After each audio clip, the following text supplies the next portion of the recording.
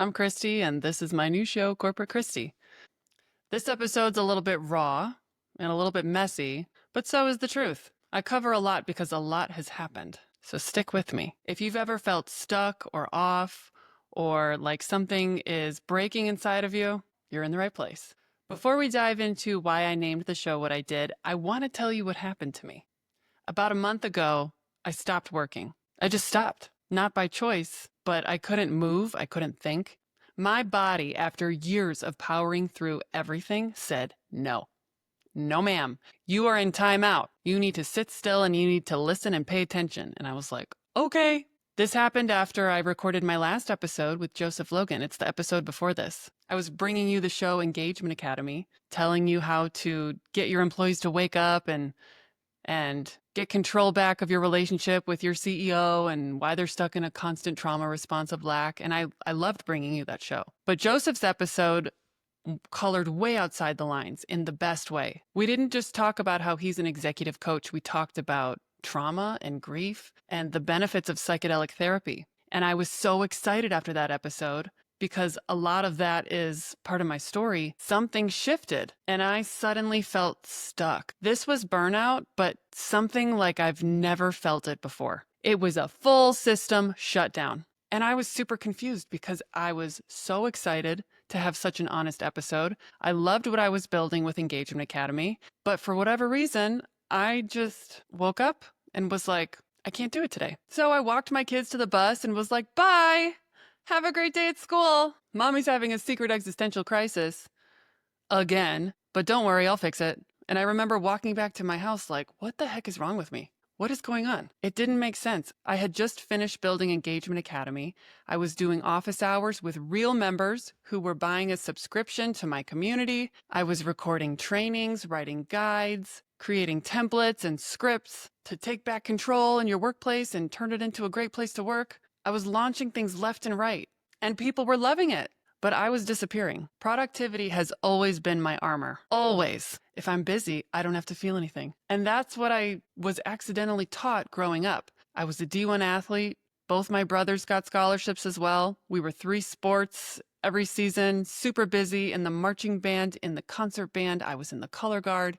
We were constantly at church. I've always felt like if I can be productive, then I can be proud of myself at the end of the day. But this time I just couldn't power through. My body was like, I don't want to make another template or guide. Stop. So I wandered the house like, what is it? What's wrong? Talking to myself, like, I guess I'll go for a walk. No clarity, nothing. But I enjoyed looking at the trees and being outside. I rage cleaned. I ripped open our linen closets. Now we're talking a few days into this big pause I was in. I'm like, rummaging around like, why do we have 200 blankets? We need 2, maybe 6. Why do we have so many towels? Just organizing, ripping apart my own closet, redoing the pantry and labeling everything because whoever keeps up with that. And the whole time I'm thinking and trying to organize my thoughts like, what's wrong? What's wrong with me? Maybe I just needed to get organized. Maybe my systems at home were making me stressed out. But that wasn't it, although it was good to clean and organize everything. I cold plunged. I saunaed. I went to the gym. I was talking to my friends, talking to people at the gym, talking to people who I used to work with. Like, I'm stuck and I don't know why. I started journaling, which at first I hated, but it was getting me closer. And now we're talking weeks into the big pause. And that's a lot of pressure because I've got kids. And it's really hard to force productivity when your body is literally saying, you're not going to do that right now. It was stressful, but every single day I was waking up with less brain fog, more intention to, okay, I guess today is just another day to rest and try to get to the best right answers. But then one day specifically, we're talking 3 weeks in, I was like, we are going to meditate. Oh, yeah. And I don't know your relationship with meditation, but for me, it's weird. It's always been weird. I'm like, I don't have time for this. What am I doing? But that's why we should meditate, because you absolutely have time for it. And your mind is spinning, even when you think it's maybe not. You're just used to it always spinning. So I'm laying out in the grass of my own yard, like, this is dumb. I hope my neighbors see me because at this point, I don't care. I want to figure out what's up. And I lay down and I close my eyes and I think for a second, please don't let an anthill bite me because I live in Texas and the ants here are not like the ants in the Midwest that I grew up with. They bite. Luckily, I did not sit in an ant pile, but I laid there for a minute like, well, we're grounded, at least. Some Netflix documentary taught me a year ago that we're supposed to touch our feet to the earth and connect to the earth's literal heartbeat, so maybe this will do something. I don't know. Christie, what is it? And this is why meditation can be so cool if you just let go of feeling ridiculous. I had a meeting with 8-year-old me, and she was upset. She was crying, but she was angry. And I know that version of myself. I love that version of myself. It's the messiest, most unpredictable part of me that I love. That's always kept me safe. But when she's in that mode, you better watch out what comes out of her mouth because it's going to sting. And she's telling the truth. So it's me talking to me in my mind's eye. My eyes are shut. I'm seeing this in my head. And I go up to her and I'm like, baby girl, what is it? What's wrong? She goes, we're not telling the truth. And I was like, honey bunny, we quit corporate to go help corporate not be so corporate.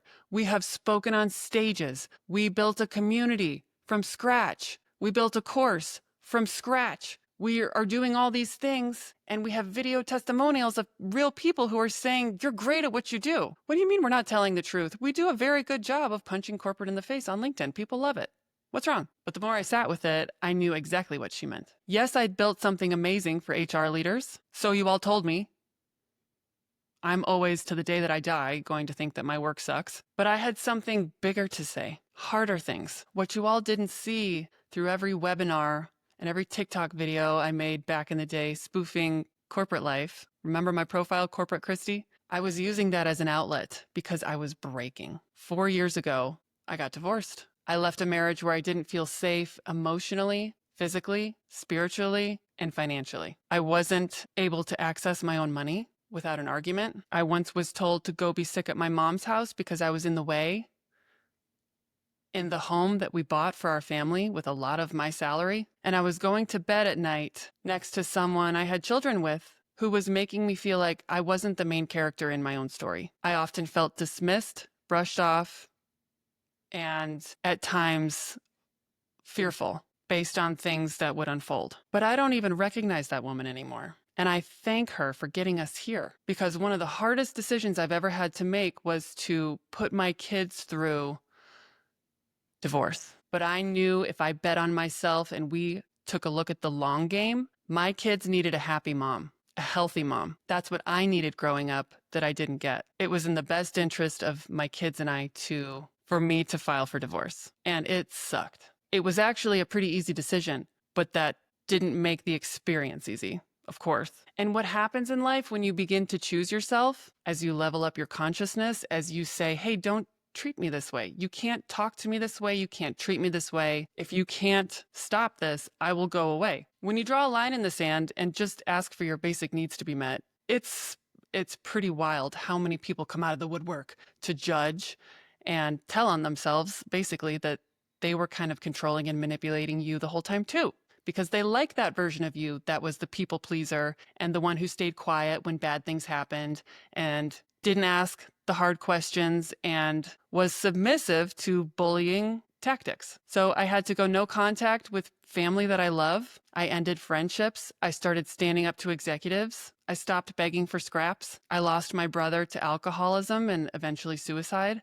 Alcoholism runs rampant through my family. There has been a lot of strife in my life with alcoholics. I have had a pattern of trying to save the alcoholic, and that is a losing game if that person does not actually want to get help. And I had to realize that that just hurts me. And I have kids to raise. And I had my own big dreams and aspirations to lean into my gifts of being authentically me for all of you. I had to let go of things that were not good for me. And then most recently, I had to stop Engagement Academy as a community. I realized that I couldn't keep performing every week. I couldn't show up to the office hours. I needed to rest. I'm still grieving and healing and having good days and bad days. So I pivoted. Luckily, everything's available on demand. So the course and my employee survey playbook, which is a banger of a piece of content that you'll take with you the rest of your career, that work's still here, just in a way that honors me. It's available on demand.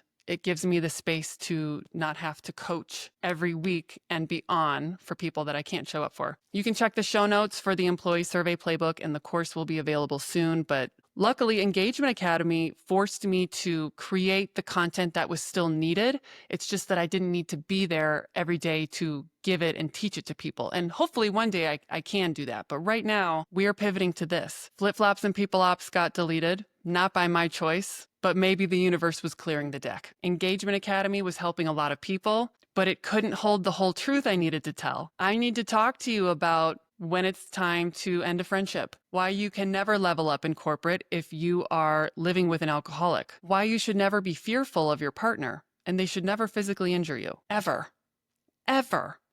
Ever. Because no amount of work advice I could give you is going to work if we don't talk about your life. And in order to do that, I volunteer as tribute to talk about my life. It was scary to do some of the things and make some of the decisions that I had to make. But every time I thought I was at rock bottom, I was actually having a breakthrough. And my life only continues to get better when I choose myself. I didn't have access to this kind of information when I was going through it. And I really wish I could have had someone to say, you're not crazy. But just like I had to be the disengaged employee to write and make the only course and training on how to wake up your employees and get them to care again, to create the only HR training that goes deep in the way that it was supposed to the whole time, I had to live it backwards. I had to go live it so I could talk about how to fix it. So I had to blow up my life to make room for my new life. My new life cost me my old life, and it was painful. This isn't going to be a sob story every week, but there is so much good that will be done by telling my truth and my lived experience. It's not going to be like, oh my God, this one time my mom was mean to me, or I'll never forget the first time my husband forgot our anniversary, and I pretended to because I didn't. It's not going to be taking a crack at people I still love. I just have to love them from afar. There are lessons and cautionary tales that will help you to step into your whole self and come home to yourself. I will still give you a mix of tactical, do this, not that advice at work, and talk about why your all hands sucks and why that's such an expensive meeting and how to do better and why, how to deal with that toxic exec, because I've been there too. But I'm also going to talk about the real stuff because it's all integrated. We do bring our whole selves to work. How could we not? You're a whole person. You can't cut yourself in half or in quarters. That's bizarre. And sometimes I'll bring on guests for a variety of topics that will only benefit you and your healing journey. Sometimes I'll bring on people who just have a really compelling personal story to share that I want you to hear. But man or woman, HR or whatever department you work in, this show is for everyone. No amount of advice on LinkedIn or any other newsletter you're getting that's like, here's how to be a better manager, here's how to be a better leader. We need to talk about the patterns of our childhood and what happened to us and process and talk about the tools and the things that you can do to understand why at one moment you're losing your shit on someone in a meeting, or the next you're people pleasing your way out of a one-on-one with your boss when you swore this was the time you were going to stand up to them. I've been there. For me, it had to do with what was unfolding at home and the mental load and the stress of what was happening. And I think the world just needs more people being authentically them. And Flip Flops and People Ops, Engagement Academy, any speech you've ever seen me give, any of my content you've ever digested, that was just the tip of the iceberg of who I am. I'm still healing. I'm still figuring it out. I'm raising 2 kids and trying my best to raise emotionally intelligent, capable, strong adults who are resilient, but also love themselves, because I'm figuring that out for the first time. And I think this is just what we all need, is to talk about there's nothing wrong with you. But something happened to you. Something happened to all of us. And finding those patterns is what makes you a great leader. We can't talk about work without talking about life. And Corporate Christie isn't just a new name. It's a home for what's really going on. Whether it's burnout, codependency, trauma, finding your own identity, standing up to the jerks in your life, finding your values. This is all stuff I've been through and I'm continuing to go through. And it all shows up in your jobs. This show is for anyone who's laid in bed at night wondering, what am I going to do? I can't keep doing this. It's for the people ready to take the red pill, to finally look at what's not working and build something better, because you deserve that. It's not as scary as you think to go through the wormhole. What sometimes is scarier is the thought of staying in a situation, an environment, or with people who are not being good to you, or just environments that you've outgrown. If something has ever felt off in your life, or if it does right now, it's because something probably is. But that's okay. Thank God for that feeling we get that manifests as wanting to numb or hiding in productivity, drinking, sleeping, social media, hanging out with the wrong people who keep giving us the narrative that we're not good enough. It's time to stop ignoring all the whispers of our body that's like, get me out of here. And to the few people listening who I know are a little upset with me for doing this, I love you. I always have and I always will. And thank you for teaching me some hard lessons about how to learn to love myself. There's no ego or personal attack or villain era going on. This is part of my healing process, and I deserve to get to tell the truth just enough to inspire other people to see that there's nothing wrong with them either. This is no witch hunt. I will only say